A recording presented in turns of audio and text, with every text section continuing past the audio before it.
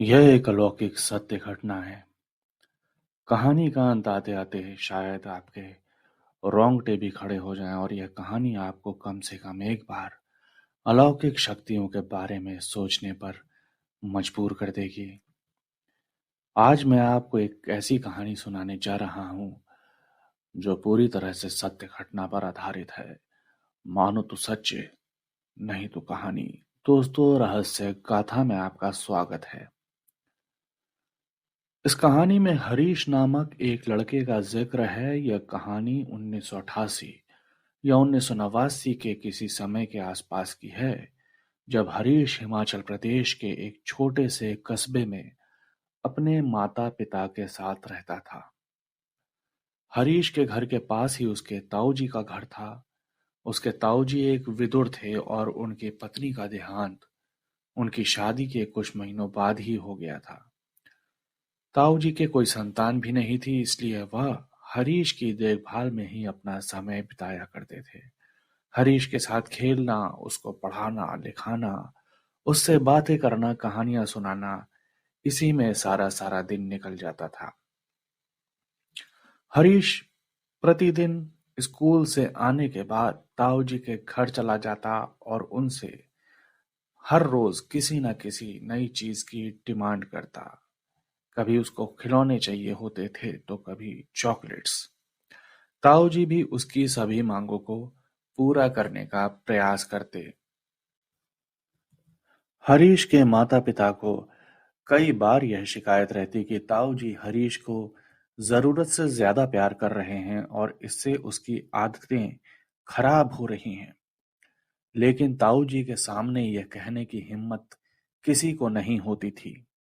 हरीश भी ताऊजी के प्यार का पूरा फायदा उठाता और अनेक बदमाशियां करने के बाद भी ताऊजी की शह में वह माता पिता की डांट से बचता रहता था। हरीश जब कक्षा 10 में पहुंच गया तो उसने ताऊजी से एक और मांग कर दी। हरीश ने ताऊजी से साइकिल की मांग कर दी और 1988 में किसी कक्षा 10 के छात्र के पास साइकिल होना बच्चों के बीच एक रुतबे की बात होती थी। परंतु चूंकि हिमाचल पहाड़ी इलाका है, ताऊजी को हरीश को साइकिल दिलाने में थोड़ा संकोच हुआ। लेकिन हरीश की जिद और ताऊजी का हरीश के प्रति प्यार के कारण ताऊजी ने हरीश को एक साइकिल तो दिलवा दी, लेकिन अपने डर का भी इलाज ढूंढ निकाला। अपने भतीजे पर नजर रखने के लिए ताऊजी कस्बे के बाहर जाने वाली सड़क, जो सबसे ऊंची पहाड़ी पर थी, वहां पर बनी चाय की टपरी पर जाकर लोगों से गपशप करने लगते।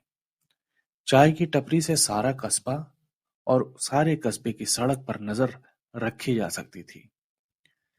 अब जब भी हरीश साइकिल लेकर या खेलने के लिए घर से निकलता, चाय की टपरी पर खड़े होकर ताऊजी उसको देख लेते और जब तक वह साइकिल चलाता या खेलता कूदता, ताऊजी दूर से ही उसकी हिफाजत करने के लिए चाय की दुकान पर लोगों से बात करते करते अपने भतीजे पर नजर भी रखते थे। समय धीरे धीरे बीतता रहा और अब हरीश कक्षा 12 में पहुंच गया। अब चूंकि वो लोग एक छोटे से कस्बे में रहते थे, जहां पर स्कूल सिर्फ कक्षा 12 तक ही था, अब हरीश को आगे की पढ़ाई करने के लिए कस्बे के बाहर जाना था। ताऊजी हरीश के दूर जाने की बात सुनकर थोड़े दुख, लेकिन बच्चों के भविष्य को देखते हुए उन्हें यह फैसला स्वीकार करना पड़ा। और अब हरीश ने 12वीं क्लास पास भी कर ली थी। 12वीं करने के बाद हरीश के पिता ने दिल्ली विश्वविद्यालय में हरीश का प्रवेश दिला दिया और यह तय हुआ कि हरीश हॉस्टल में रहकर ही पढ़ाई करेगा। 12वीं करने के बाद हरीश के पिता ने दिल्ली विश्वविद्यालय में हरीश का प्रवेश करा दिया और यह तय हुआ कि हरीश हॉस्टल में रहकर ही पढ़ाई करेगा। हरीश के जाने के बाद ताऊजी का समय बड़ी मुश्किल से कटने लगा। उन्हें हरीश की यादों में खोकर बहुत दुख होता था और उनके घुटने में भी तकलीफ बढ़ने लग गई थी।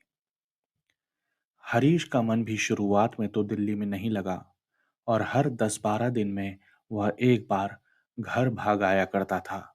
लेकिन धीरे धीरे उसके भी दिल्ली में मित्र दोस्त बन गए और पढ़ाई लिखाई की व्यस्तता के चलते अब वह गांव कम आने लगा।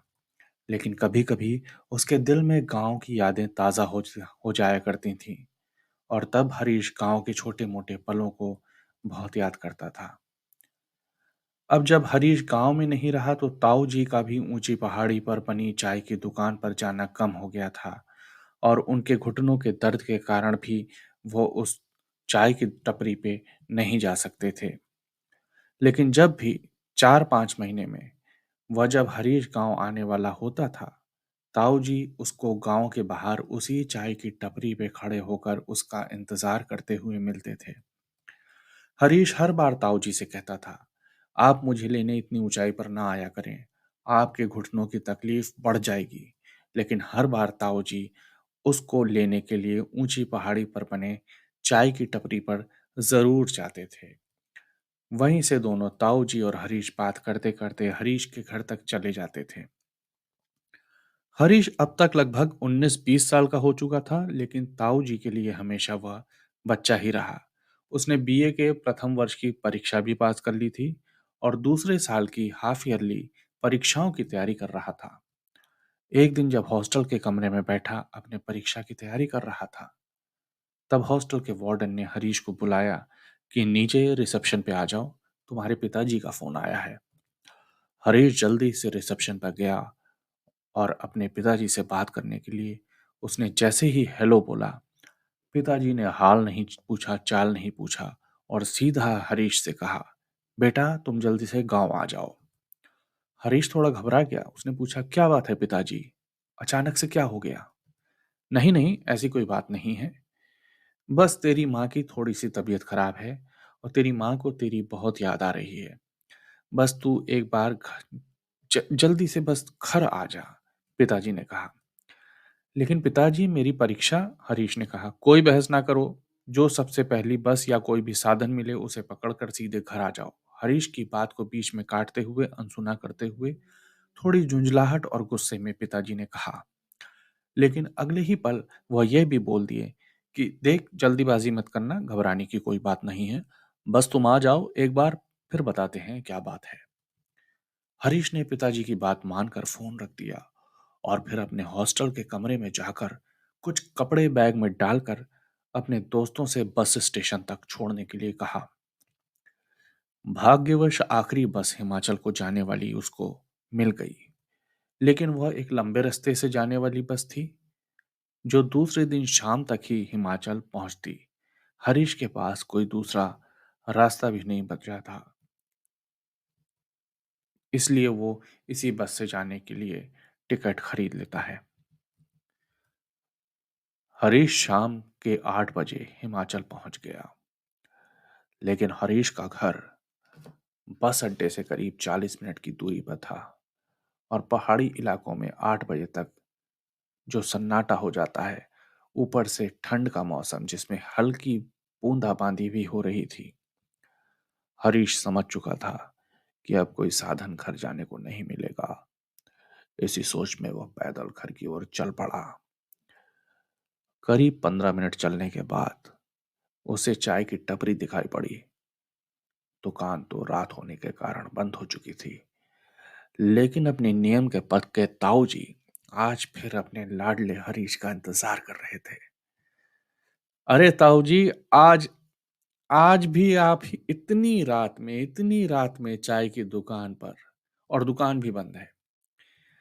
अरे नहीं नहीं, वो तो अभी बंद करके गया है दुकान वाला। मैं भी बस जा ही रहा था कि तू दिख गया। ताऊ जी देखिए, झूठ मत बोलिए, मुझे पता है आप हर बार की तरह इस बार भी मेरा इंतजार कर रहे हैं। कितनी बार बोला है कि अब मैं बड़ा हो गया हूं, अब आप मेरी नहीं, मैं आपकी देखभाल करूंगा। हाँ हाँ ठीक है। कोई ठीक नहीं है ताऊ जी, आधी रात हो चुकी है और यहाँ कोई है भी नहीं। अगर आपके घुटने की तकलीफ बढ़ जाती तो कौन था यहाँ देखने वाला? बेटा, अभी एक घुटना कभी तकलीफ नहीं देगा, तुम आ गए हो, बस मुझे सुकून मिल गया।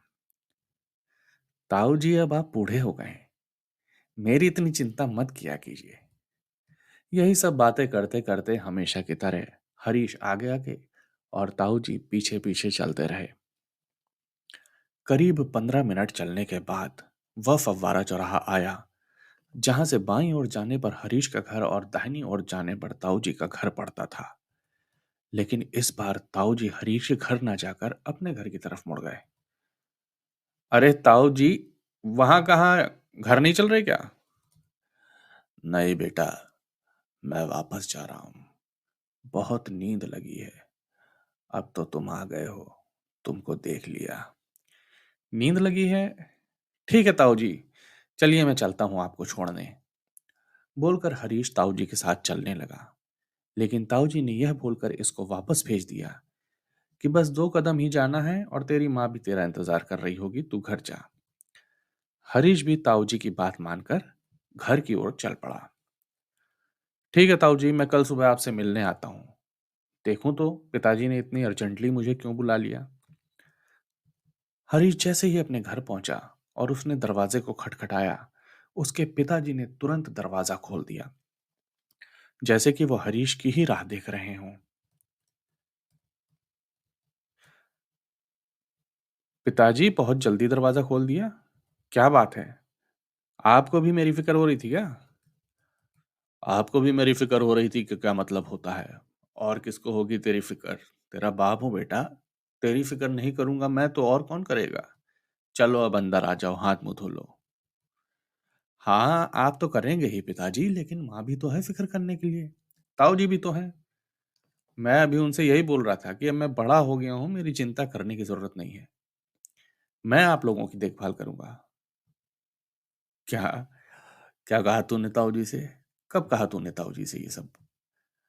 अरे अभी उसी चाय की टपरी पे आधी रात में खड़े मेरा इंतजार कर रहे थे, हमेशा की तरह। मैंने तो उनको बहुत सुनाया कि ताऊ जी अब मैं बड़ा हो गया हूँ, ये वो, लेकिन फिर भी हमेशा मेरे लिए इतने बुढ़ापे में वहां जाके खड़े हो जाते हैं। मैंने इतना बोला कि ताऊ जी मत आया करिए, घुटने में तकलीफ है, लेकिन ताऊ जी कहाँ मानने वाले। मुझे अब भी बच्चा ही समझते हैं। तो तो ताऊ जी तेरा वहां इंतजार कर रहे थे, अभी आज? क्या बोल रहा है तू? हाँ पिताजी, फव्वारा चौराहे तक आए मेरे साथ। मैंने बोला घर चलने के लिए तो बोले कि नींद आ रही है, तुझे देख लिया है, मैं घर जा रहा हूँ। और वो अपने घर चले गए। मैंने भी बोला चलो यहाँ आएंगे तो उनको और जागना पड़ेगा, इसलिए अब उनसे सुबह ही मिल लूंगा। अच्छा, चल ठीक है। आ, तू जाकर माँ से मिल ले, खाना वाना खा ले और सो जा, रात बहुत होगी, थका भी हो गया है। हाँ थका तो हूँ पिताजी, इतने शॉर्ट नोटिस पे आपने बुला लिया। आखिर क्या बात है ये तो बताइए। कल सुबह बताता हूँ कि मैंने तुझे क्यों बुलाया, अभी तू सो जा। तेरी माँ कब से खड़ा तेरा इंतजार कर रही है। फिर पिताजी और माँ के बीच आंखों आंखों में पता नहीं क्या बात हुई, जिसको हरीश ने नोटिस तो किया लेकिन इग्नोर करके आगे बढ़ गया।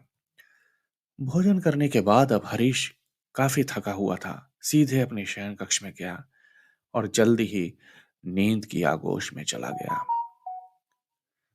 दूसरे दिन सुबह उठते ही चाय पीकर अपनी पुरानी साइकिल उठाकर हरीश चलने को हुआ कि पीछे से पिताजी ने आवाज लगाई, कहाँ जा रहा है तू? ताऊ जी के पास। 1 मिनट रुक, 1 मिनट रुक जरा, पहले ताऊ जी से मिलाता हूँ पिताजी, उनको भी लेकर आ जाऊंगा। कल बहुत थके हुए लग रहे थे। बेटा मेरी बात सुन, इधर आ।